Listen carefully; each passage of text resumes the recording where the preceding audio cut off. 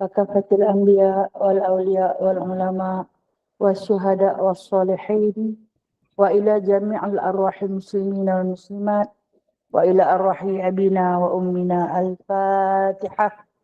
أعوذ بالله من الشيطان الرجيم. بسم الله الرحمن الرحيم.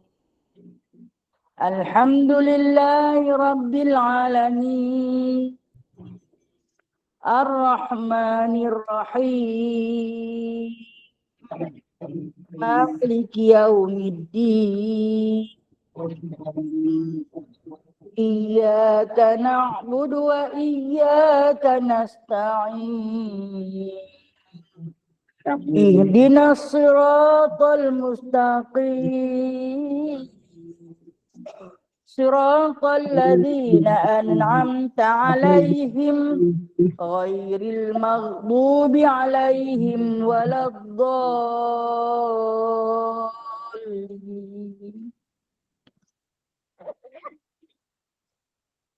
Kita baca surah Kahfi. Hari ini ayat 101 hingga 110. Lalu Rabu 1 hingga 10. Nah, kalau Selasa 101 hingga 110. Lalu tu sini Rabu kan? A'udzu billahi minasy syaithanir rajim. Bismillahirrahmanirrahim. الذين كانت أعينهم في غطاء عن ذكري وكانوا لا يستطيعون سمعا أفحسب الذين كفروا أن يتخذوا عبادي من دوني أولياء إنا أعتدنا جهنم للكافرين نزلا قل هل ننبئكم بالأخسرين أعمالا الذين ضل سعيهم في الحياة الدنيا وهم يحسبون أنهم يحسنون صنعا أولئك الذين كفروا بآيات ربهم ولقائه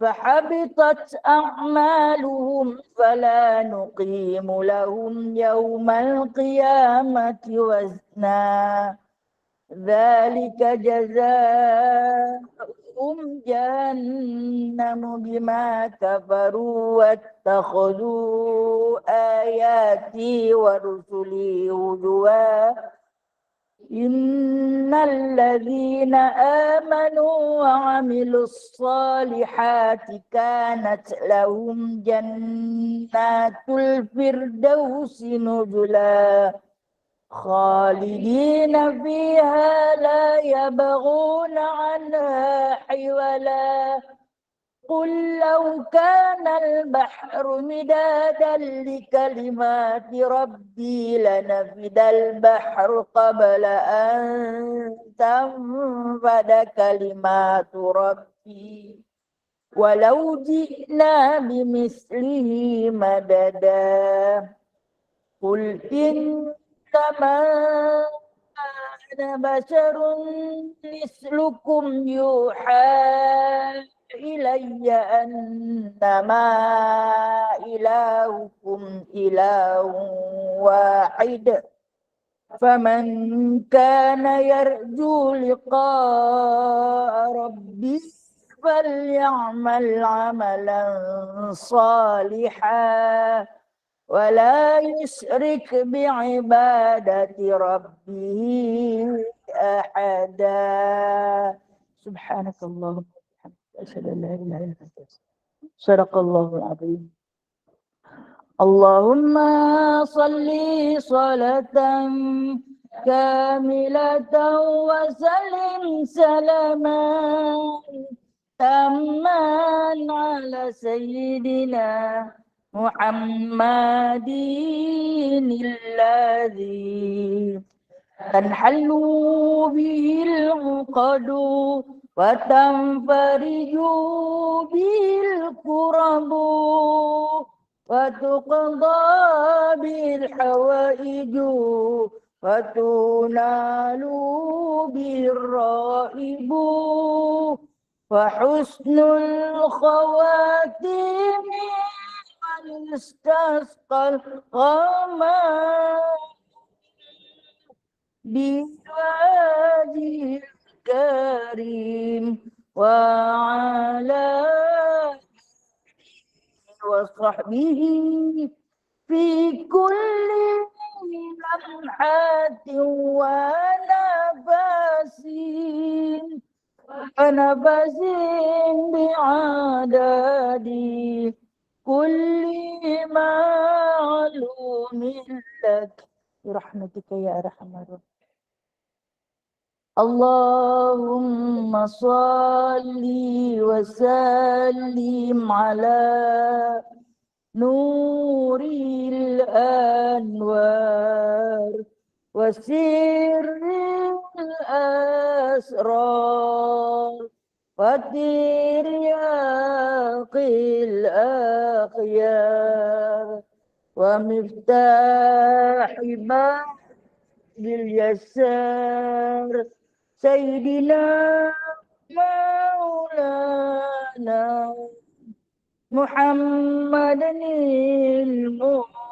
المختار وآله الأطهار وأصحابه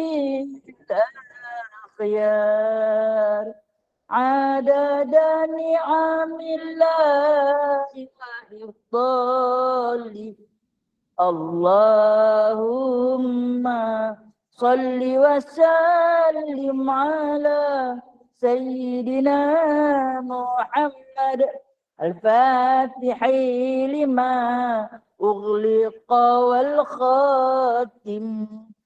اللهم صل وسلم على سيدنا محمد الفاتح لما أغلق والخاتم لما سبق ناصر الحق بالحق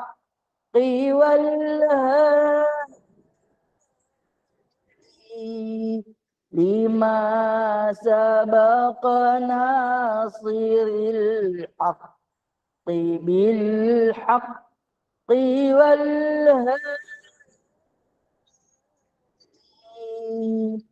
إلى صراطك المستقيم إلى صراطك المستقيم وعلى آله وصحبه حق قدره ومقداره العظيم ومقداره العظيم. اللهم صل على سيدنا. بسم الله الرحمن الرحيم. رب اشرح لي صدري ويسر لي أمري واحلل عقدة من لساني يفقهوا قولي. اللهم صل على سيدنا محمد وعلى آل سيدنا محمد. ربي يسر ولا تعسر ربي تمم بخير يا كريم. سبحانك لا علم لنا إلا ما علمتنا إنك أنت العليم الحكيم إنك أنت السميع العليم إنك أنت التواب الرحيم. Amma ba'du faya ibadallah. Alhamdulillah, sahabat-sahabat yang dirahmati Allah sekalian, berbanyak-banyak kita rafakkan, kita tinggikan kesyukuran kehadrat Allah Azza wa Jalla, Allahu Jalla Jalalah, atas kesempurnaannya, kemurahannya, telah melimpahkan rahmat kepada kita. Kita dihidupkan sehari lagi pada pagi ini untuk sama-sama kita bermuzakarah, menyambung kitab anak kunci syurga yang mana menyentuh tentang ilmu fiqh. Ilmu fiqh, ilmu dalam memperindahkan, dalam memperelokkan ibadah. Ini dinamakan ilmu tahsin ibadah. Nah, tahsin ibadah. Kalau ilmu tajwid, ilmu tahsin Quran. Kalau ilmu fiqh, tahsin ibadah. Maknanya memperelokkan ibadah. Ini adalah berhubung kait dengan kehidupan kita seharian. Daripada kita mula-mula celik mata sampai pejam mata. Setiap hari. Maka kita sentiasa berdampingan dengan fiqh. Setiap gerak kita, setiap percakapan kita, amalan kita, diam kita. Kita nak berada dalam ibadah. Dan kita takkan sah ibadah kita andai kita tak tahu ilmu fiqh. Ilmu tahsin ibadah. Tak sah. Nah, jadi apa dia ilmu tahsin ibadah ni? Memperelokkan kehidupan seharian. Tingkah laku, perkataan, amalan dan juga segala jenis asas kehidupan. Semua dalam ilmu fiqh. Dia kata antara dua ilmu yang paling dekat dengan kita, yang pertama usuluddin, tahsinul aqidah, memperelokkan keyakinan, kepercayaan pada Allah. Yang kedua, tahsinul ibadah, ilmu fiqh. Tadi usuluddin, tauhid. Ini fiqh. Dan insya-Allah pagi ni kita masih lagi cerita tentang bab solat Jumaat. Tapi sunat-sunat hari Jumaat. Sunat-sunat hari Jumaat ni walaupun dikenakan, diutamakan kepada orang yang melakukan solat Jumaat, tetapi untuk perempuan seperti yang selalu saya tegaskan, kita perempuan pun kena tempiah dia. Ketika mana kita menyantuni orang yang nak pergi sembahyang Jumaat, pahala dapat sama banyak. Walaupun kita tolong iron baju, janganlah penyegan. Tak lagi dia kata tolong sak iron baju abang. Iron sendiri lah. Aku tak laratnya. Ni dia nak bagi pahala tu lah. Kita tengoklah. Di antara sunat-sunat Jumaat ialah sunat mandi mereka yang berkehendak hadir, ia akan sembahyang Jumaat. Kerana hadis Al-Bukhari dan Muslim, "Idza jaa ahadukumul Jum'ah falyaghtasil." Artinya apabila menghendaki seorang daripada kamu datang akan Jumaat, maka hendaklah mandi ia. Baik. Ini kata Nabi SAW. Pada zaman Rasulullah dulu, mereka kekurangan air. Mereka tak mewah air macam hari ni. Yang ada air selalu. Jadi, di kalangan para sahabat, ada yang mandi 2-3 hari sekali. Jasad dibasuhkan hanya ketika mana berwuduk sahaja. Ada air tapi untuk berwuduk. Tetapi, apabila hari Jumaat, Rasulullah kata, tiap-tiap hari Jumaat kena mandi. Walaupun ada setengah mengatakan Rasulullah mandi seminggu sekali. Pernah dengar tak? Kan, dia kata Rasulullah mandi seminggu sekali. Sebab ada hadis cerita. Hadis tu dia tak kata Rasulullah mandi seminggu sekali. Rasulullah kata mandi tiap-tiap hari Jumaat. Kita ni rakyat Malaysia makmur air. Makmur air. Subhanallah. Sehari tak mandi tak boleh duduk. Bukan kata seminggu sekali mandi. Sehari tak mandi tak boleh duduk. Pagi mandi. Saat lagi tengah hari nak sembahyang lah. Mandi pula. Saat ni petang mandi pula. Kadang nak tidur malam hangat. Mandi pula. Dia punya rajin mandi lah. Lepas tu dapat penyakit apa? Paru-paru berayak. Macam mana letak berayak. Punya tuang ayak. Sehari 5-6 kali. Ada hak yang jenis amalan yang tak berapa nak cantik, tiap-tiap kali nak sembahyang dia mandi. Bukan najis pun. Dia kata tak boleh lah, aku kalau tak mandi tak selesa nak sembahyang. Dia suruh berwuduk sahaja. Tapi dia mandi. Sebab apa? Kita mewah ayak. Dia main tak ada ayak, baru nak kata tayamum. Sunat. Okey, ini untuk lelaki ketika mana hendak pergi solat Jumaat. Kita perempuan. waktu bila sunat kita mandi hari Jumaat? Sebelum subuh. Hari Jumaat kita sunat mandi Jumaat. Orang perempuan sebelum subuh. Kalau yang selalu duk mandi sebelum subuh tu cuma pagi Jumaat tu dapat pahala. Saja aku mandi sunat Jumaat kerana kalau bukan nak pergi sunat Jumaat tapi meraihkan hari tu hari Jumaat. Kenapa? Kerana hari Jumaat adalah hari raya bagi seluruh umat Islam. Hari Jumaat, hari raya. Jadi disunatkan untuk kita orang perempuan yang tak pergi sembahyang Jumaat, mandi sunat Jumaat sebelum subuh. Tapi kalau kita nak pergi sembahyang Jumaat, kita sunat sebelum pergi solat Jumaat. Okey, mungkinlah kadang-kadang kita berpeluang melakukan ibadah solat Jumaat di Masjidil Haram atau di Masjid Nabawi atau di masjid mana-mana kita musafir, maka ketika itu sunat kita mandi sunat Jumaat. Macam mana mandi sunat Jumaat? Enggak. Rasulullah ajaklah. Dan sunat bersegera pada pagi-pagi hari kepada tempat sembahyang Jumaat kerana hadis Al-Bukhari dan Muslim. Man ightasala yaumal jum'ati ghuslal janabah. Thumma raha faka'annama qarraba badanah. Artinya barang siapa mandi ia pada hari Jumaat seperti mandi janabah. Kemudian berjalan ia kepada tempat Jumaat pada saat yang pertama, maka seolah-olah berkorban ia akan seekor unta. Saya sentuh bulan lalu. Kata Nabi SAW, siapa yang berpagi-pagi, makna dia awal. Mandi awal. Pasal dia nak pergi awal sembahyang Jumaat. Dan mandi dia itu, mandi macam mana? Mandi sunat Jumaat ni. Mandi seperti mandi janabah. Mandi junub.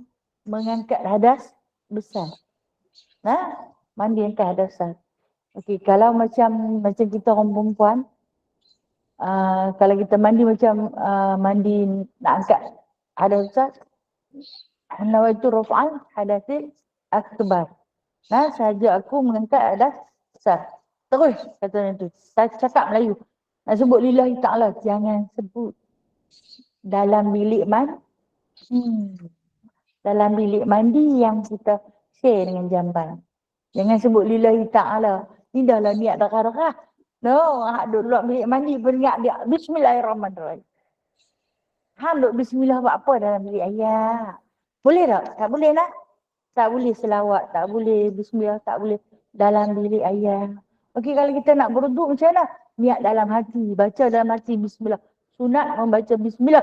Tapi bila dalam bilik ayat yang berkongsi dengan jamban, maka kita baca dalam hati sebab kita memuliakan Asmaul Azam, nama-nama Allah yang ada 3, Allah Ar-Rahman Ar-Rahim tu, kita tak letakkan dia di dalam bilik ayat yang share dengan jamban.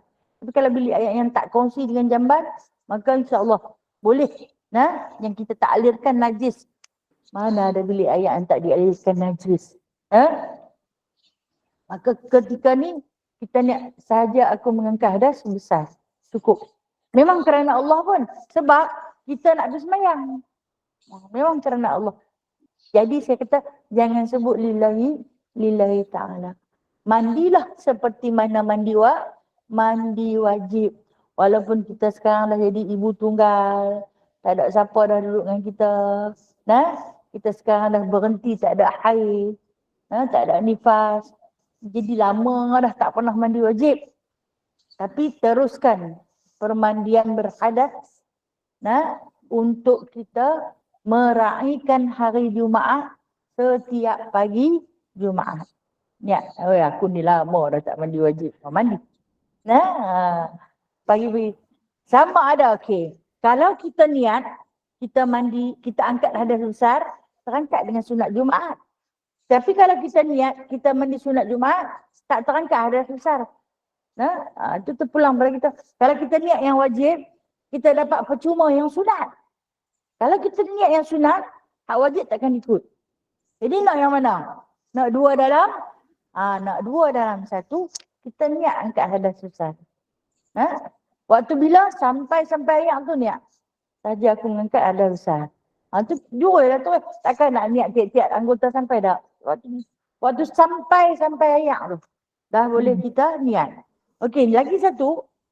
Niat nak mandi wajib ni, ataupun niat mengangkat hadas besar ni, malam nak tidur. Esok Jumaat. Aku niat nak mandi sunat. Sunat Jumaat. Tapi nak angkat hadas besar. Malam nak tidur, dia ambil sembahyang. Dia niat waktu tu boleh tak? Boleh. Nah, dia niat waktu tu boleh. Dia ambil sembahyang, tapi dia niat angkat hadas besar. Ayat sembahyang tu hadas kecil. Lepas tu dia pergi tidur. Sebenarnya niat, esok pagi dia bangkit, dia tak payah niat dah pun tak apa. Dia boleh mandi dengan niat malam. Pasal apa? Air tu singgah ke muka dia ketika mana dia berniat ambil uduk tu. Dia tak niat hadas kecil, dia niat hadas besar. Itu uraian terperinci ilmu fiqh. Maknanya kalau anda niat dari malam, air tu kena hang niat, maka esok pagi hang tak niat pun tak apa dah. Dikira dapat pahala. Pasal semalam dah niat. Sebab kena air lah semalam. Tapi sikit, tak banyak, esok dia sambung. Cuma tak mualah. Dan mandi junub di sini, makna janabah ni hadas besar lah. Sesetengah orang faham hadis ni malam Jumaat melakukan hubungan suami isteri. Dia perkira faham yang tu saja. Pasal ada hadis tentang mandi janabah. Satu faham tu sahaja. Hak lain tak mahu ambil faham. Dia nak ambil faham yang tu saja. Sebenar-benarnya Nabi tak cerita pun suruh melakukan hubungan intim pada malam Jumaat. Nabi tak kata pun macam tu. Nabi kata mandi hadas besar. Jadi apa yang buat yang hingga menyebabkan kamu boleh mengangkat hadas besar, maka angkatlah. Kecuali yang tak boleh mandi. Siapa dia? Perempuan dalam haid. Perempuan yang masih lagi ada darah haid tak boleh angkat hadas besar. Tak boleh. Kerana dia sedang berhadas. Kalau dia kering, baru boleh mandi janabah ni. Jadi dia kata, faka'annama qarraba badanah, dia kata. Perumpamaan dia kata, maka seolah-olah berkorban dia akan seekor unta. Dia pergi pula awal, roha. Pergi awal. Pergi jangan bagi lambat-lambat, pergi awal sikit. Kenapa dia suruh pergi awal? Sebab dia nak suruh pergi baca Quran. Sebab tu Rasulullah suruh pergi. Kerana para sahabat, Rasulullah akan nasihatkan kepada mereka untuk membaca surah Al-Kahfi sebelum masuk waktu solat Jumaat. Rasulullah nanti lagi nasihat 3 kali baca Kahfi lah. Yang paling afdal baca Kahfi. Okay. Nabi sebut hari Jumaat saja dan malamnya. Jadi sahabat ambil baca malam Jumaat macam hari Khamis malam Jumaat. Kemudian Nabi kata dan siangnya, sahabat ambil siang, yakni selepas subuh. Kemudian sahabat ambil satu lagi sebelum Jumaat. Jadi 3 kali tu baca Kahfi. Kita nak berhabis sekali tu pun ada 3 kali sambung mana? Memadai daripada tak baca terus. Memadai. Tapi kalau tak baca langsung 110 ayat tu, dia baca 10, aku ambil 10 awal. Jadi pun memadai daripada tak baca langsung. Bila ditanya di antara 3 tempat yang terbaik, saya selalu kata kita nak buat sesuatu yang paling afdal. Maklumlah kita ni makhluk Allah yang paling lemah, umat Muhammad lah. Lemah ni dia segan. Lemah ni dia kata dia segan, dia kalau boleh nak cari hak mana yang lagi bagus kalau buat. Kalau sahabat dah kata 3, mereka akan pulung buat 3-3. Kita nak cari antara 3 tempat tu, yang mana yang paling terbaik. Maka kata Nabi SAW, baca surah Kahfi lepas subuh. Yang terbaik. Yang paling terbaik. Dalam hadis ni, Nabi suruh pergi awal. Sebab apa? Pergi sebelum imam ataupun khatib naik di atas mimbar. Ketika menunggu masuknya waktu Jumaat, bacalah surah Al-Kahfi yang mana disuruh sangat-sangat oleh baginda SAW. Kita perempuan yang duduk di rumah, kita boleh pilih nak ambil sama ada malam Jumaat ataupun lepas subuh. Ataupun lepas subuh. Kadang lepas subuh macam tak sempat, banyak urusan. Nak buat sarapan, nak pergi kuliah, nak hantar anak pergi sekolah, cucu pergi sekolah. Jadi mungkin tak sempat lepas subuh, maka bolehlah dia baca pada waktu malamnya. Okey, malam pun tak sempat, lepas subuh pun tak sempat, maka dia boleh baca. Ada yang kata tak payah. Dia boleh baca pada waktu duha, dah. Baca waktu duha. Waktu duha tak boleh baca lepas zuhur, lepas Jumaat tu. Dia ada sampai bila? Sampai terbenam matahari. Kalau kata waktu terbenam matahari pun tak boleh, maka tak payah baca, dah. Sunat ke, haram ke, makruh ke? Tak tahulah apa dia, dah. Takkanlah tak boleh. Dia kan ada 110. Boleh tak kalau nak sambung 10 berhenti, lagi sambung pula 10. Boleh tak? Boleh. Selagi dia bernama Al-Kahfi. Kita orang Melayu panggil Al-Kahfi. Surah Kahfi. Arab panggil Al-Kahf. Nah? Dan kita tengok lagi nah. Dia kata dapat pahala apa? Seekor unta. Pahala paling besar.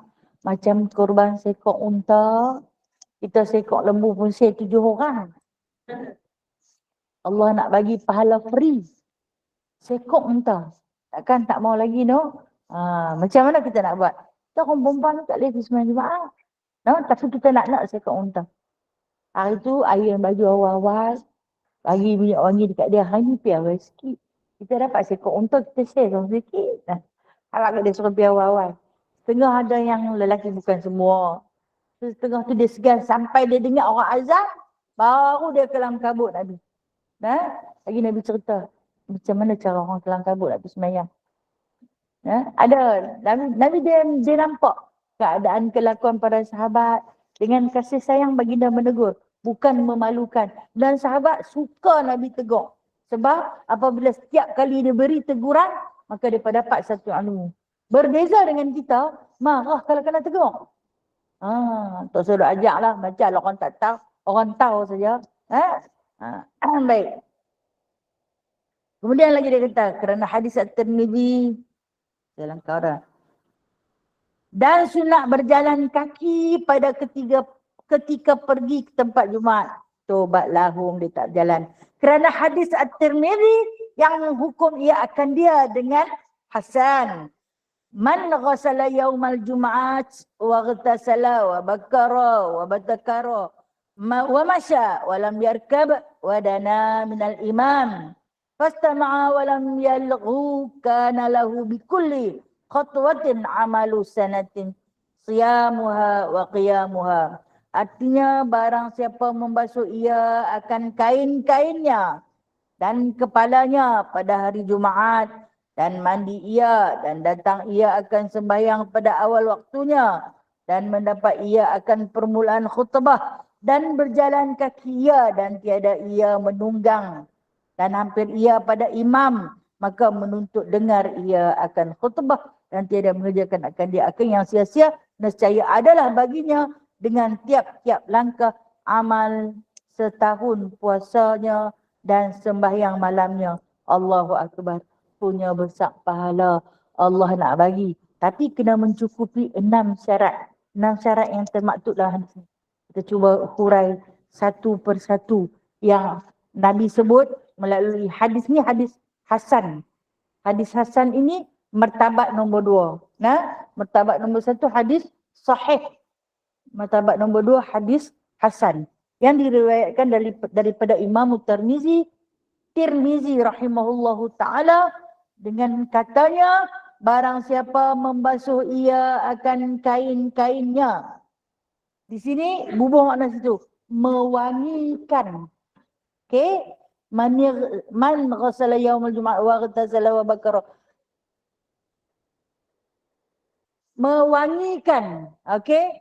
Mewangikan akan kain-kainnya. Letak minyak wangi. Di kainnya itu yang pertama. Tulis yang pertama, tanda dekat kainnya tu buah palang. Ada titik, ataupun titik. Kemudian, dan kepalanya mewangikan rambut, minyak rambut. Orang Arab, Mereka akan sapu minyak zaitun di kepala. Minyak zaitun dia satu minyak yang bersifat tak ada bau. Untuk mewangikan, mereka akan campur dengan minyak utur, minyak atar. Nah, kalau kita bakery, cook pan dan yang seumpama dengannya kan, Nabi ni boleh dapat pahala sunat bubuh minyak rambut. Orang perempuan boleh tak? Boleh. Duduk di rumah tu, sapu minyak beda sampai pedih berdondong. Dan dia wangi. Okey. Itu yang kedua. Kalau kita tak bubuh minyak, shampoo. Kan kita mandi kita shampoo. Dapat pahala sunat ni. Itu yang kedua. Dan dia kata yang ketiga, mandi dia. Mandi. Mandi. Kemudian datang ia ke sembilan. Yang ni kita tak lepih. Hambat dia papiah west. Itu yang ketiga. Dan yang keempat, dia kata berjalan kaki. Berjalan kaki.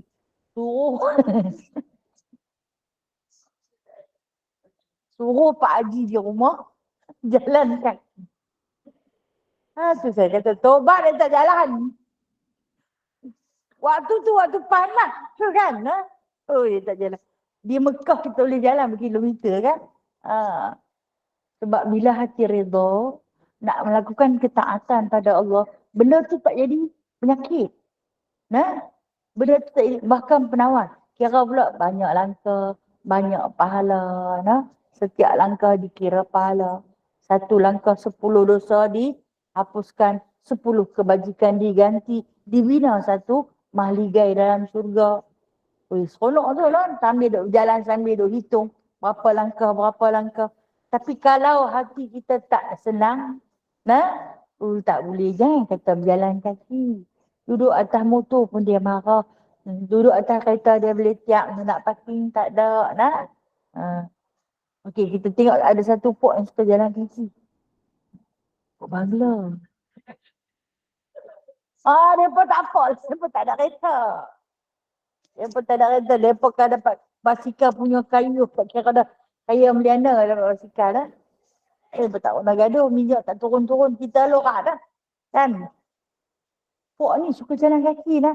Okey. Sebab apa tak? Salah satu sebab mereka ni boleh dikatakan 90% mereka mazhab Imam Hanafi.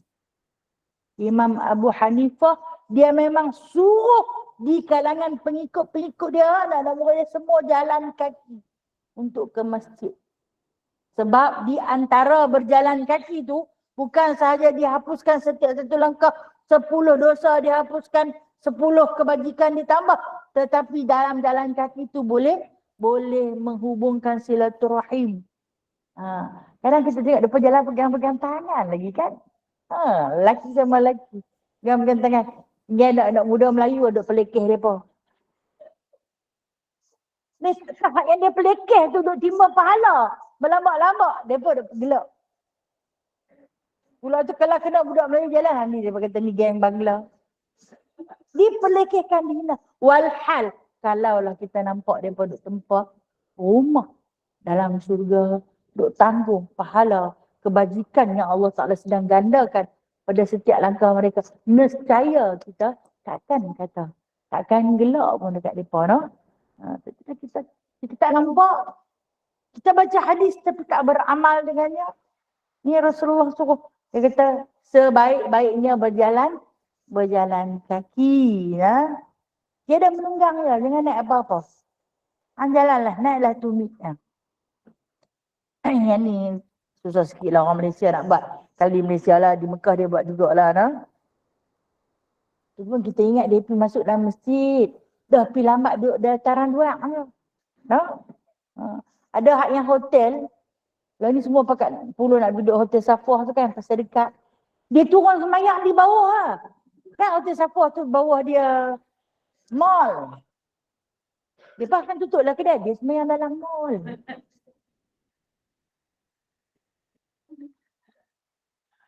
Dia semayang dalam mall. Lepas pergi salam. Sama cupi. Orang asam tu. Anak nak dekat dah pergi dekat. Rupanya dia nak semayang tam tu je. Allahu Akbar. Ada. Ada berlambak. Bila tengok, saya tengok ada apa lah, reti apa, main jok. Nak semayang dalam tu je lah. Dan kemudian dia kata, itu yang ketiga, yang keempat kan? Ini yang kelima. Yang kelima kan? Mendapat ia akan permulaan khutbah. Dapat mula-mula khutbah, maknanya sebelum khatib naik atas tangga dia dah ada. Dia dah tunggu, dia sedang menunggu khatib. Kemudian dia kata, salah. Dan hampir ia kepada imam. Hampir ia kepada imam. Duduk depan. Duduk soft depan. Tulislah kat situ. Kau tak tak faham. Kau tak kira dia duduk ikut imam. Duduk tak mana juga. Dah kata dapat pahala sunat. Hampir ia kepada imam. Duduk di depan. Cari soft paling hadapan. Maka menuntut ia akan dengan khutbah. Ini yang keenam. Dengar orang baca khutbah. Jangan buat benda-benda yang sia-sia. Okey. Kalau kita tengok, kita orang perempuan tak berpeluang untuk solat Jumaat. Tapi kita boleh tengok lintas langsung daripada Masjid Negara kan. Yang duk dengar khutbah tu, dia letak handphone di atas lantai sambil tungkat dagu dengar khatib membaca, jari dia. Dia mendengar tak tu? Dia tak mendengar. Dia bercakap tak tu? Dia tak bercakap dengan mulut tapi dia bercakap dengan jari. Habis pahala khutbah dia. Tak dapat pahala khutbah dia, sayang. Itu di antara kekurangan. Sedangkan Allah Ta'ala nak bagi pahala punya besar. Yang mana dikatakan perumpamaannya seperti puasa setahun. Puasa setahun, siapa boleh puasa setahun? Puasa sebulan pun dia punya duk teringat lah bila lah nak boleh minum teh air. Teh tarik pagi-pagi ni bila lah nak boleh cicah roti canai. Sebulan. Tak sampai sebulan, baru 10 hari. Tak ada berapa hari lagi dah? 20, tak lama dah 20. Lepas ni kita boleh makan roti canai. Yang tu je. Ni dia nak bagi percuma puasa setahun. Kemudian apa lagi? Sembahyang malam. Masya Allah. Tahajud secara istiqamah selama setahun. Dalam kita sembahyang tahajud ni, kita punya karakter. Contoh orang, kita tak tahu orang hidup macam mana. Kita punya karakter. Kadang-kadang rajin. Senang bangkit. Tak payah duk kunci-kunci jam dah. Dia jaga sendiri, dia bangkit. Terus dia nak sembahyang. Kadang-kadang segan nak bangkit. Amboi beratnya, biji mata pun berat. Tapi gagah. Orang kuat dia gagah. Gagah perkasa, bangkit juga. Lawan rasa mengantuk tu. Sembahyang. Sembahyang dalam keadaan mengantuk. Pilih surah. Hari ni baca surah pendek-pendek dah lah. Qul ya qul hu tiap rakaat boleh kot no. Sadah kata boleh. Sadah tu kata tak baca pun tak apa surah. Terus baca lah. Tak lagi tidur saat. Sementara tak tunggu subuh. Tak boleh kata apa. Kalau hang start set dalam kepala otak hang, hak yang tak boleh kata apa, dia memang tak boleh kata apa. Jangan kata surah panjang. Fatihah pun tak apa nak boleh habis. Kita ada hari. Nak ada hari. Mungkin bergantung pada permulaan tidur kita. Yang membuatkan solat tahajud kita terganggu. Kan dalam hadis Rasulullah sebut, pada waktu 1/3 malam, Allah Ta'ala akan turun pada langit dunia. Jangan bayang dia turun, mai duk mengendak kita ni. Maknanya, di sebalik sabda Nabi SAW tu, Allah tu dekat dengan kita. Pada waktu dini hari. Dekat dengan kita. Mintalah apa juga yang kamu nak minta. Dan yakinlah, kalau hari ni dia tak makbul, mungkin minggu depan. Minggu depan dia tak makbul, bulan depan. Bulan depan dia tak makbul, tahun depan. Tahun depan pun dia tak makbul, mungkin selepas kamu mati. Allah tahu bila dia nak bagi. Bila yang sesuai dengan masa untuk dia memberi pada permohonan-permohonan kita. Namun mintalah, walaupun berulang-ulang kali. Aku lengur minta yang sama. Angkat tangan, ya Allah, macam biasa permintaan. Macam tak larat dah. Macam biasa. Jangan pohonlah kepada Allah Azza wa Jalla. Apa yang kita nak minta tu, setiap hari walaupun berulang, hari 5 kali kau minta, dia minta. Dia pun suruh minta. Kadang dia bagi kita tak sedar. Tengok-tengok dah dapat. Dapat dah. Maha suci Allah. Daripada sifat kekurangan, maka kesempurnaannya saja ada. Baik. Dan seterusnya. Itu pahala yang dapat. Dan sunat sakinah. Apa dia sakinah? Artinya berlambat-lambat pada gerak dan berjalan. Jalan jangan kelam kabut tu saya kata Nabi ajak. Jangan kelam kabut.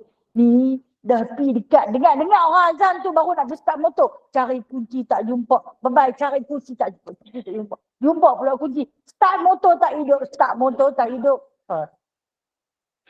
Sendiri cari pot. Bagi jadi lagu tu.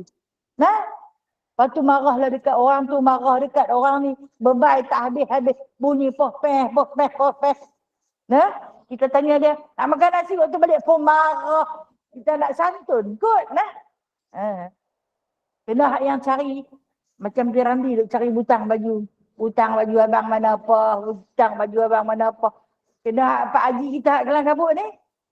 Cari butang tak jumpa, pi tak payah pakai butang. Muka dah hangat. Pasal tak mana awal-awal. Kan bahasa dunia orang kata, awal tak kalut. Kalau awal tak kalut. Okey. Kita kata ketika ni kita orang perempuan boleh cari pahala sunat. Yang paling terbaik cari baju dia yang warna putih. Jika ada setengah lelaki dia suka pakai putih. Ada setengah lelaki dia tak suka pakai baju putih. Dia tak mau. Sama keadaan ni pahala ni. Hari Jumaat kalau pakai baju putih dapat pahala. Kita orang perempuan sunat duduk di rumah pakai baju putih. Pakai berterlalu pula. Sunat. Setiap Jumaat. Ataupun kalau tak pakai putih dari atas dan bawah, hak sekerat putih. Tudung saja ke putih. Kain saja ke putih. Baju saja ke putih. Pakai telekung. Dapat pahala dapat pahala. Pakai telekung. Kita pakai setiap kali kita solat kan. Kita pakai telekung. Tak adalah duduk saja pakai telekung. Yang jadi susah. Kalau duduk saja-saja. Masak nasi ni pakai telekung sunat. Melawak. Astagfirullah.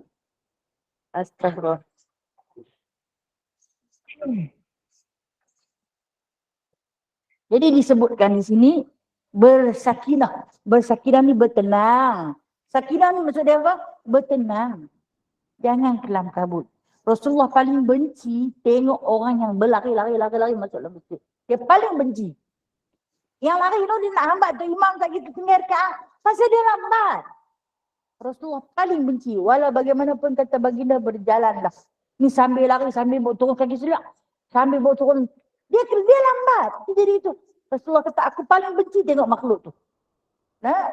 Biar yang berjalan dalam keadaan bertenang. Masuk berlambat di sini janganlah lembek. Dua kali melenggang kot jalan. Jalan kaki. Jadi maksud dia bertenang. Hal keadaan bertenang. Berjalan. Jangan kelam kabut. Jangan berlari-lari di dalam masjid. Baik. Bahwasanya Rasulullah SAW bersabda, "Idza ataitumus salata fa'alaikum bisakinah." Artinya apabila datang kamu akan sembahyang Jumaat dan lain daripadanya, maka lazimkan oleh kamu akan sakinah. Itu kata bukan saja sembahyang Jumaat. Sembahyang apapun lazimkan, maksud dia sentiasakan diri kamu itu dalam keadaan bertenang.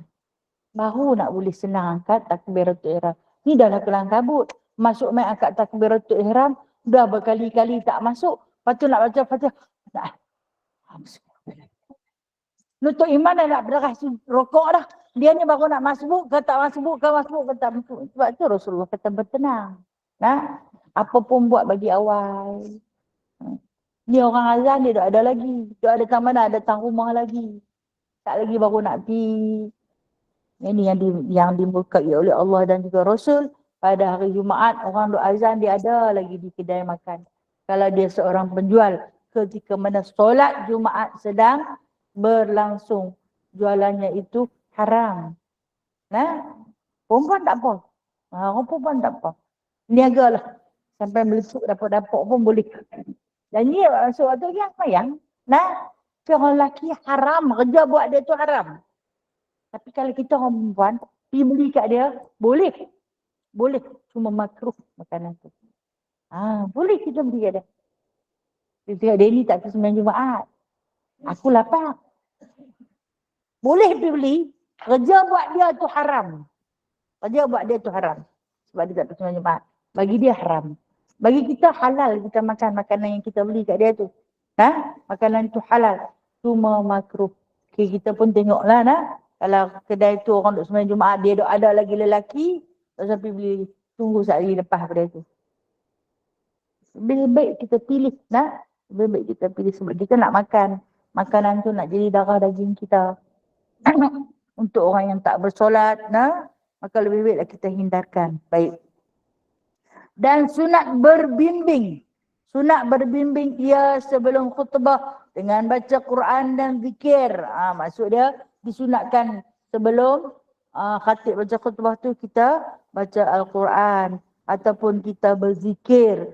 Kerana hadis Al-Bukhari dan Muslim, wa inna ahadakum fi salatin madamati salatu tahbisuh. Artinya dan bahawa seorang kamu di dalam sembahyang selama ada sembahyang itu menahan akan dia. Dan wajah menunjukkan daripada ini hadis bahawa kelakuan orang yang sembahyang berbimbing dengan bacaan dan zikir. Ini maksud dikata menahan akan dia ni, jaga-jaga ketika mana nak tunggu waktu masuk, menanti masuknya waktu sembahyang, menahan diri dia daripada berbual-bual kosong. Kita pergi sembahyang awal. Sementara nak tunggu orang azan, kita bersembang dulu. Ini yang Nabi tak bagi, tahan Nabi kata. Tahan mulut lidah, sembang tak tentu ala tu. Maka cari sesuatu yang bermanfaat. Baca Quran ataupun berzikir. Zikir hari Jumaat. Zikir terbaik pada hari Jumaat ialah berselawat atas Nabi SAW.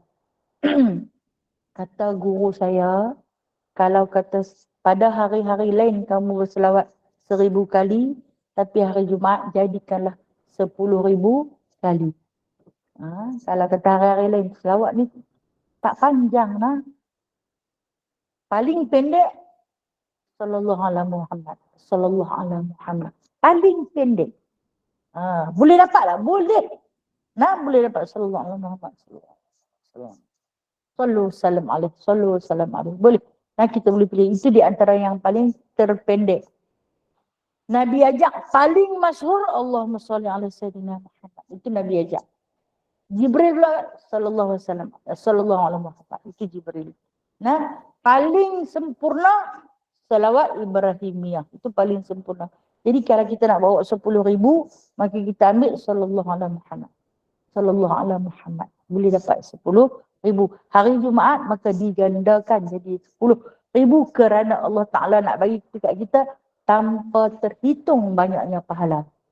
Tak boleh kira banyak mana pahala yang akan Allah Ta'ala bagi orang yang boleh menahan mulut lidah dia, kelakuan dia daripada perkara yang sia-sia sebelum masuknya waktu Jumaat. Okay. Dan kemudian disebut lagi, dan makruh melangkah leher manusia. Betul ke? Tak perempuan dia tulis melangkah leher. Ada kitab dia tulis lain. Kalau pergi baca seorang-seorang kita fikir macam mana lah nak pergi langkah leher. Dan kata setengah ulama, haram ia. Kerana bahawa Nabi SAW melihat ia akan seorang laki-laki. Melangkah ia akan tengkuk manusia. Maka bersabda ia baginya, Idris, waqad azaita wa anaitu.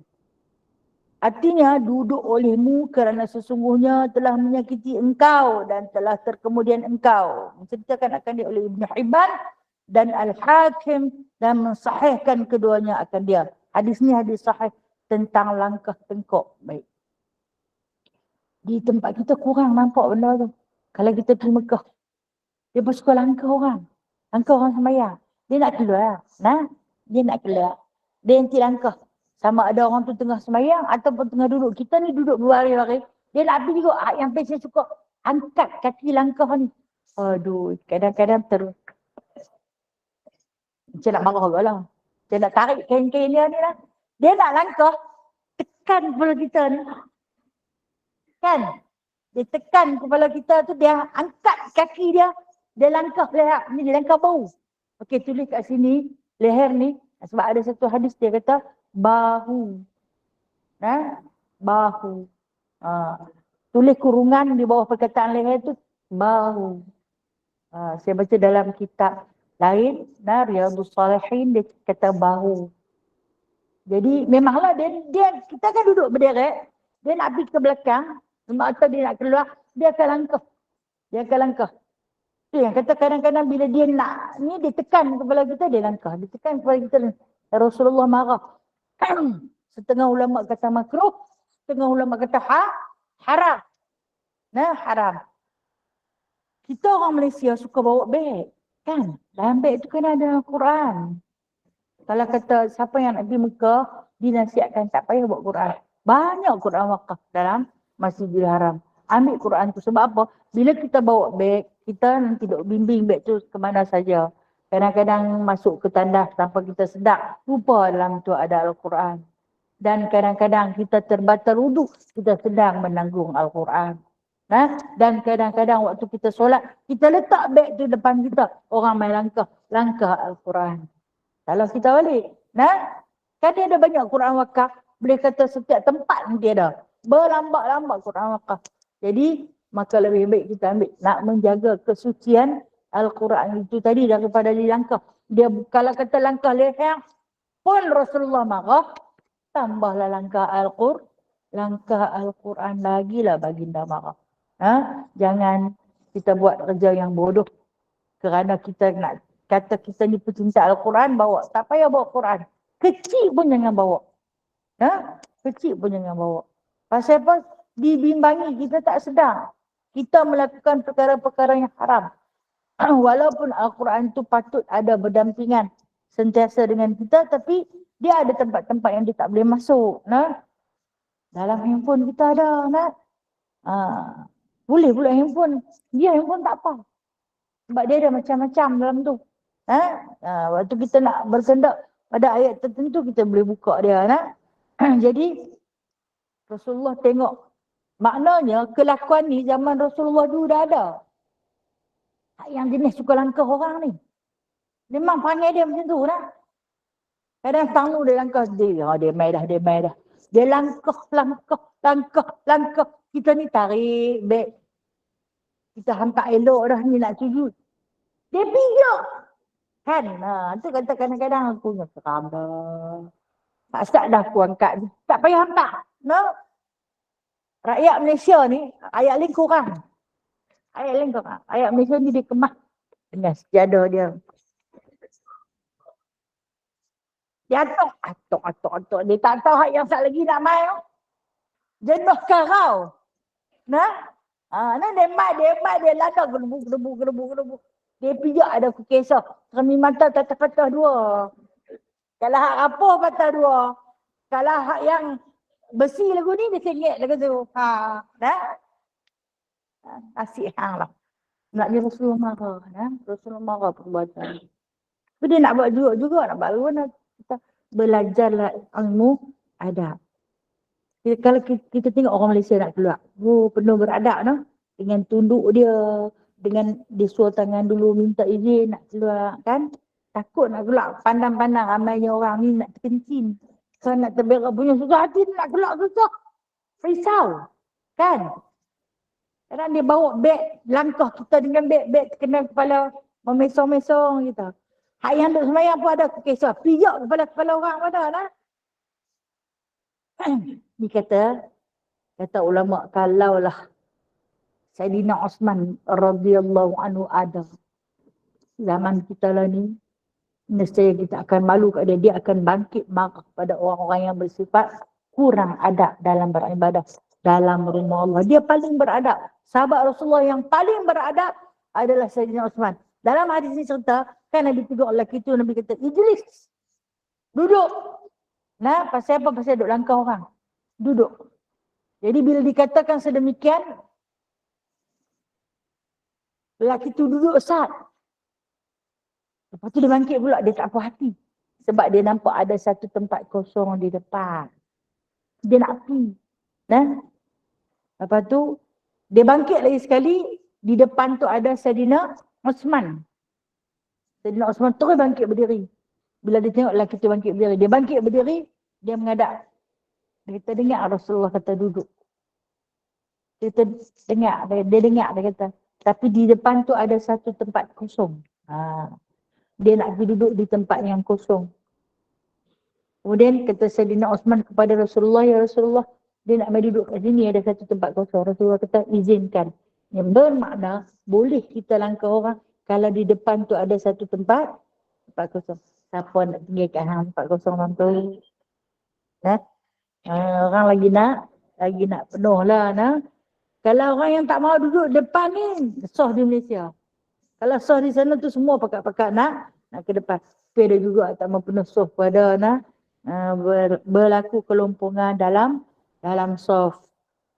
Sikit lagi Dan sunat berhias laki-laki dengan seelok-elok kainnya dan memakai bau-bauan kerana hadis Nabi SAW, man irtasala yaumal jumu'ati wa labisa min ahsani thiyabi wa massa min tibin idza kana 'indahu thumma atal jumu'ata wa lam yakhutta a'naqan nasi thumma shalla ma kataballahu lahu thumma ansata idza kharaja imamahu hatta yafrugha min salatihi kana kaffaratan lima bainaha wa baina jum'ati allati qablaha.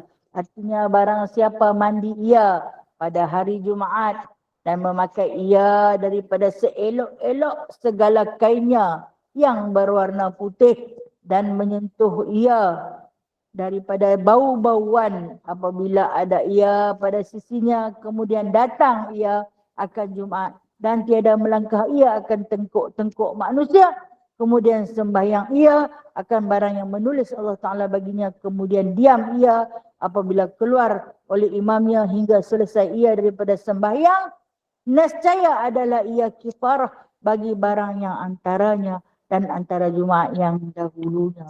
Menceritakan akan dia oleh Imam Ahmad dan Abu Daud. Baik, dia abang di sini dia kata, barang siapa lelaki, man irtasala yaumal jumu'ah, mana-mana lelaki yang memakai pakaian yang sebaik-baiknya, pakaian berwarna putih, yang paling terbaik, dapat pahala. Pertama, kalau pakai putih hari Jumaat dapat pahala. Itu yang paling terbaik kita. Kemudian massa min tayyiba, pakai bau-bauan, pakai minyak wangi. Minyak wangi terbaik untuk perempuan, pasal kita perempuan. Minyak wangi terbaik untuk perempuan misk abiyat. Saya selalu sebut benda ni, misk abiyat, iaitu kasturi putih. Tak saya bagi. Kau nak calik seorang satu. Kongsi. Mari. Ni misk abiyat. Sunat. Pakai dia dapat pahala. Orang perempuan lah duduk di rumah. Kan mana-mana. Kemudian kata Rasulullah SAW lagi. Dia pergi sembahyang Jumaat, tiada melangkah ia akan tengkuk pada dia, tak langkah orang. Kemudian sembahyang ia, sembahyang Jumaat. Apa? Akan ditulis oleh Allah Subhanahu Wa Taala baginya kafarah ni, itu dihapuskan segala dosanya di antara Jumaat ni sampai Jumaat minggu depan. Dihapuskan dosa dia daripada Jumaat yang dia buat pada minggu ni sampai Jumaat minggu depan. Terhapus segala dosa. Tak mau lagi Allah Ta'ala nak bagi pahala free. Ya Allah, besarnya pahala. Kan? Saya kata, orang boleh dapat, tak boleh dapat. Kita tolong sediakan. Okey, kalau kata kita ditakdirkan tak ada suami dah, kita ada anak lelaki. Kalau kata anak lelaki tak ada dalam tu, ada, mungkin ada cucu.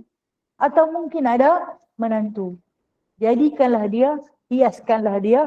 Yang ni baju putih ni, pakai hari Jumaat saja. Nah, pilah Pak Kedah. Pilah bagi awal sikit. Kena suka menjawab tu. Tak boleh pi awal lagi lena. Tak apa hampir lena mendapat pahala cakap dia. Tidur dalam iman. Nah, pi Pak Kedah. Ada yang dia tak mau pi.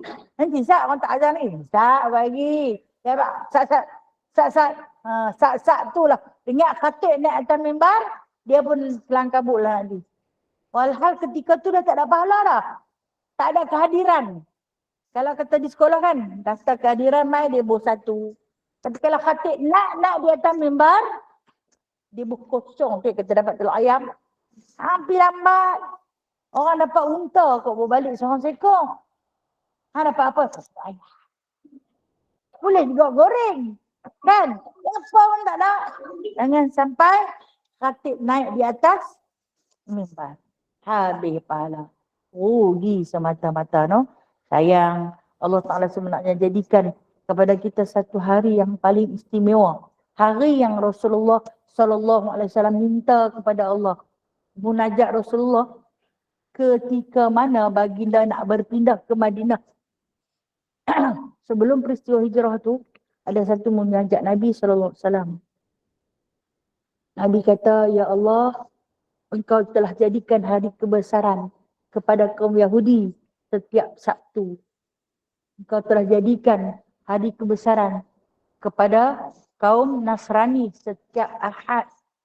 Maka ya Allah, jadikanlah satu hari kebesaran untuk orang-orang Islam. Allah memakbulkan doa Nabi SAW dengan Allah bagi satu hari paling istimewa dinamakan Yaumul Jumaat. Yang disebut Sayyidul Ayyam.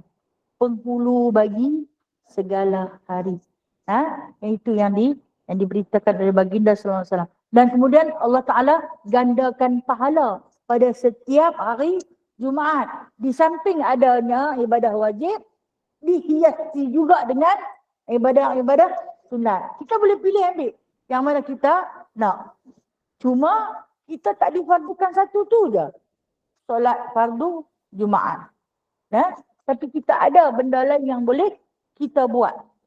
Kalau kita nak dapat sama banyak pahala dengan lepas, kita santuni orang yang pi sembahyang Jumaat. InsyaAllah ta'ala. Mudah-mudahan apa yang kita bincangkan pada pagi ni dapat memberi satu ilmu untuk kita beramal, mendekatkan diri kita lagi dengan Allah dan Rasul, beramal dengan hadis-hadis yang telah pun kita baca tadi. Walaupun kita perempuan tergelincir daripada solat Jumaat, namun kita boleh lagi memperolehi pahala seperti mana yang dimiliki oleh orang lelaki yang solat Jumaat. Jadi insya-Allah kita akan sambung. Kita berhenti dekat adapun perempuan. Tanda kat situ. Adapun perempuan maka apabila menghendaki ia akan nazar kepada Jumaat. Tanda situ nah. Adapun perempuan. Habis nak? Okey, ada soalan ke nak tanya?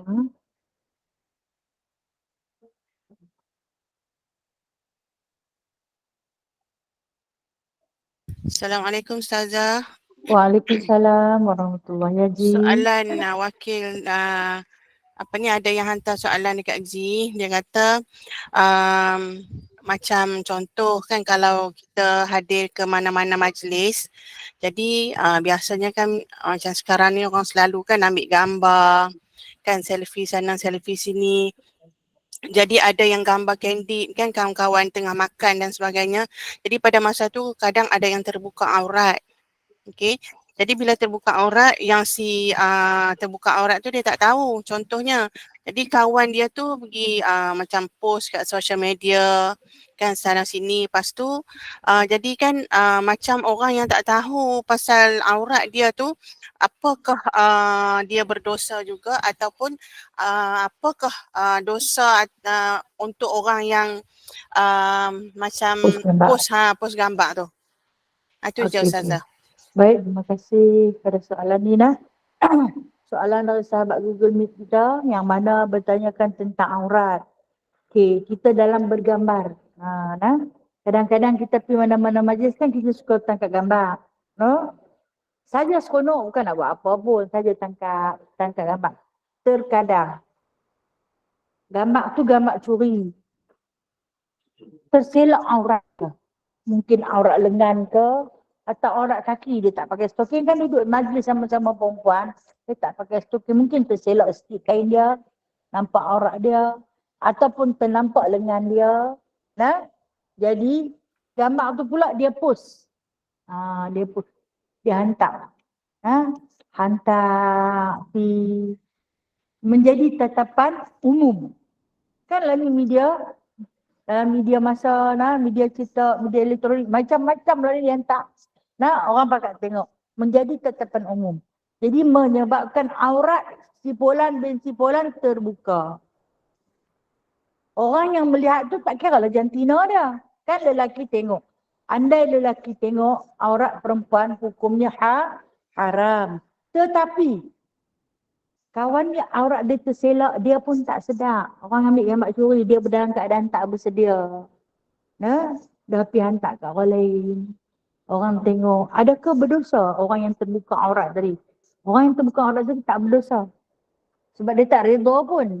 Dia tak tahu pun. Dosa itu ditanggung oleh orang yang tukang orang yang tukang hantar. Orang tu berdosa. Kenapa hang menyebarkan aurat dia? Itu aib dia. Dah pun dibuka. Dia orang yang tu tak berdosa. Tapi orang yang tukang hantar tu berdosa. Walaupun dia bukan tunjuk aurat dia. Tapi dia telah membuka aurat orang lain. Dan dosa itu dialah yang tanggung. Kalau ni dia tak tahu apa. Kita fahamlah sikit. Ada gambar yang rasa kita boleh share untuk tetapan umum. Parti tengok dulu. Sempurna aurat semua okey, share. Kita pun waktu nak tangkap gambar ni pada hati-hati tengok keadaan orang. Waktu kita nak tangkap gambar tu kita memperbetulkan duduk kita. Kalau tak pakai stokin pun tak apa. Janji kain tu labur. Jaga aurat kita. Kalau kata tudung pun pastikan tak ada rambut yang terkeluar. Sampai dalam gambar pun nampak rambut terkeluar. Itu tak boleh lah. Jadi yang berdosanya adalah orang yang tukang post gambar. Sementara orang yang terselak aurat dia dalam keadaan dia tak redha. Padahal dia tak bersedia, maka tak berdosa. Okey Ji, terima kasih Ji. Terima kasih Ustazah. Soalan lain?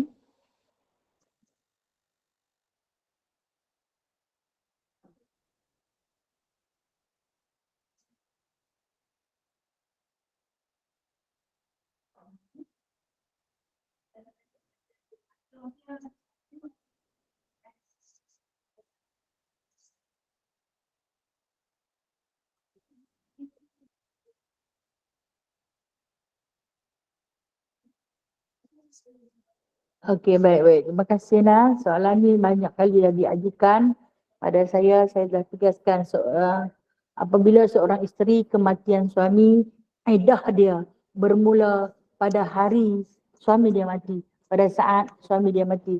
Iddah wafat dia dah pun bermula. Keadaan hari ini, suasana rumah hari ini tak mengizinkan untuk pengurusan jenazah dengan sempurna. Maka jenazah itu terpaksa dipindahkan ke surau ataupun ke masjid. Jadi bagaimana keadaan seorang isteri yang dah pun iddah dia bermula pada saat kematian suami dia? Boleh dah dia nak ikut pergi masjid? Selagi jenazah suami dia ada di situ, dia boleh ikut pergi. Dia boleh ikut pergi, tetapi dia wajib menjaga kehormatan diri dia. Dia pergi tunggu kat masjid lah, jenazah tu dah ada lagi. Takkan nak tinggal dia seorang-seorang duduk di rumah, kawan dah bersedih. tahu jenazah suami kena ada 12 jam di masjid, dia duduk seorang-seorang di rumah. Islam tak zalim. Jadi dia boleh ikut jenazah suami dia, janji pandai jaga diri. Dalam duk tunggu jenazah suami ni, anak kata, jom mak kita pergi makan jenazah, jadi kita nak balik. Tak boleh dah. Tak boleh pergi dah. Dia kena tunggu sampailah selesai disempurnakan jenazah tersebut, kemudian dibawa ke tanah perkuburan. Dia tak ikut dah. Dibawa ke tanah perkuburan, dia tak boleh pergi dah, melainkan dia tunggu di tempat tu ataupun dia balik terus ke rumah. Kalau dia tunggu di tempat tu, mungkin tunggu sagi anak nak bawa balik dia. Masjid tu pula dekat dengan tanah perkuburan. Bolehlah nak pandang dari jauh. Sebab edah dia dah bermula. Namun dia boleh ikut sampai ke tahap ke tempat mana suami dia dibawa. Jangan sampai ke tanah perkuburan. Sebab sewaktu di tanah perkuburan ni, orang lelaki yang akan uruskan. Jadi kita orang perempuan ketika itu akan berlaku percampuran, pergaulan antara lelaki dengan perempuan. Sebab tu orang perempuan dia tegah. Seelok-eloknya jangan pi ketika jenazah sedang dihantar. Pi pada waktu lepas dia balik. Kata balik ni, tapi orang perempuan dah edah memang tak boleh pi. Sampai habis edah, baru dia boleh pi dah. Wallah. Terima kasih.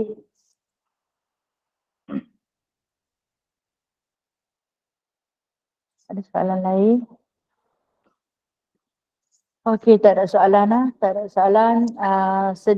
Saya nak bagi sedikit maklumat tentang petang ni adalah merupakan petang tahun baru di Islam. Bagi seluruh umat Islam di dunia, petang ni adalah petang tahun baru. Biasanya di masjid ataupun surau akan mengadakan bacaan Yasin. Siapa buat bacaan Yasin? Tahu tak pasal apa? Surah tahun baru, petang ni buat bacaan Yasin. Tahu tak pasal apa? Okey. Ada satu hadis. Ni hadis do'if. Hadis do'if ni kata Nabi SAW, hadis sahih. Hadis sahih memang kita boleh percaya 100%. Kalau hadis do'if, kita boleh beramal dengannya. Boleh buat amalan. Nabi kata, sesiapa yang membaca surah Yasin, perumpamaan dia macam dia khatam 10 kali baca Quran. Adakah perkara tu bid'ah bila mana kita buat bacaan Yasin pada setiap majlis? Itu tak. Kita berdoa dengan mengambil imbuhan pahala 10 kali ganda baca Quran bila kita baca Yasin. Nak sambut tahun baru, elok dah. Elok tu, elok sangat. Jadi, boleh kita nak buat baca Yasin. Kalau tak baca Yasin, nak baca surah lain, ya baca. Bacalah surah-surah apapun. Okey, ganti kepada Yasin. Kita baca surah Al-Ikhlas. 3 kali baca surah Al-Ikhlas, macam khatam. Itu hadis sahih. 3 kali baca Al-Ikhlas, perumpamaan dia macam khatam 30 juzuk Al-Quran. Okay, sebelum tahun baru, katalah kita tak berpeluang nak pergi ke masjid ataupun surau. Kita duduk di rumah, tempat terbaik untuk perempuan. Dia baca di rumah dia. Sebelum masuk waktu maghrib tu, ulang baca surah Al-Ikhlas. Baca 100 kali. Banyak pahala Allah bagi di situ. Kemudian doa tahun baru.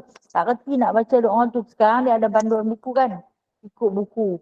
Sebab doa tu bukan doa warid. Doa warid ni doa yang datang daripada Rasulullah. Rasulullah tak pernah baca doa awal tahun. Tak ada. Tapi kita baca doa sendiri. Boleh tengok buku, bacalah doa dalam bahasa Melayu. Mintalah tahun yang berlalu ni membawa satu kebaikan buat kita. Dan tahun yang akan datang ini menghasilkan kebaikan buat kita. Tapi kalau ada tempat-tempat jemaah yang buat, kita mampu pergi, jaga kehormatan diri, pergi. Maksud saya kata jaga kehormatan diri ni, jaga aurat, jaga percakapan, jaga pandangan mata, jaga adab, pergi. Ataupun, selalu orang buat kenduri kan. Malam ni dia pun buat mi kuah tulang. Kenapa? Itu pahala lah. tak ada pahala. Boleh pi. Jadi sambutlah dengan penuh rasa kesyukuran. Seorang hamba Allah menyambut tahun baru dengan penuh rasa kesyukuran. Bersujudlah kepada Allah dengan sujud syukur. Baik. Esok, sepatutnya di sini esok kan? Tapi ditukar. Ditukar kerana esok ada sambutan tahun baru. Cara kita, cara orang Islam di Masjid Makbul. Siapa yang ada kesempatan dijemput hadir untuk sama-sama kuliah saya juga. Kalau rasa-rasa macam tak cemuih nak tengok, kita sama-sama nak kuliah khas. Kuliah khas tentang Ma'al Hijrah. Ini cerita ni selalu saya bawa. Setiap kali Ma'al Hijrah. Tak payah panggil ceramah, masih akan bawa selalu cerita dia. Walaupun berulang-ulang kali, ketahuilah Islam itu perlu promosi. Kalau kita tak promosi, maka dia akan hilang daripada ingatan dan pengetahuan generasi-generasi akan datang. Wallahu a'lam. Saya sudah dulu, yang baik itu datang daripada Allah. Ya, mula pukul 9 juga. Mula pukul 9. Tapi saya dapat maklumat daripada sahabat kita Kak Siti Tina di surau Hidayah lagi sepoi. Mereka ada perarakan dan mereka ada jemputan seorang Ustaz Auni. Ustaz ni saya memang kagum dengan pencerahan dia, ilmu yang tinggi, menyampaikan, mengurai satu persatu. Jadi bolehlah para jemaah sekalian hadir mana-mana majlis ilmu, menambahkan pahala dalam kehidupan kita. Wallahu a'lamu bishawab. Yang baik itu datangnya daripada Allah, yang lemah dan kurang, salah dan silap adalah daripada diri saya sendiri. Selamat menyambut tahun baru Hijrah. Mudah-mudahan tahun yang akan datang ini lebih baik daripada tahun yang telah berlalu. InsyaAllah ta'ala. A'udzubillahi minasyaitanirrajim. Bismillahirrahmanirrahim. Alhamdulillahirrabbilalamin. Hamdan katsira, hamdan yuwafi ni'amahu wa yukafi'u mazidah. Ya Rabbana lakal hamdu kama yanbaghi li jalali wajhikal karim wa 'azimi sultanik. Allahumma aftah alaina futuhal arifina bihikmatik wa ansur alaina rahmatak wa dhakkirna ma nasina ya dzal jalali wal ikram. Allahumma rabbana la tuzigh qulubana ba'da idh hadaitana wa hab lana min ladunka rahmah innaka antal wahhab. Allahumma rabbana atina fid dunya hasanah wa fil akhirati hasanah wa qina adzaban nar wa adkhilna jannata ma'al abrar ya aziz ya ghaffar ya rabbal alamin. Wa sallallahu ala sayyidina Muhammadin walhamdulillahi rabbil alamin. Taqabbalallahu minkum. Taqabbal ya karim. Terima kasih Saza. Ya, terima kasih semua. Terima kasih, Assalamualaikum warahmatullahi wabarakatuh. Saza. Sallu ala nabi.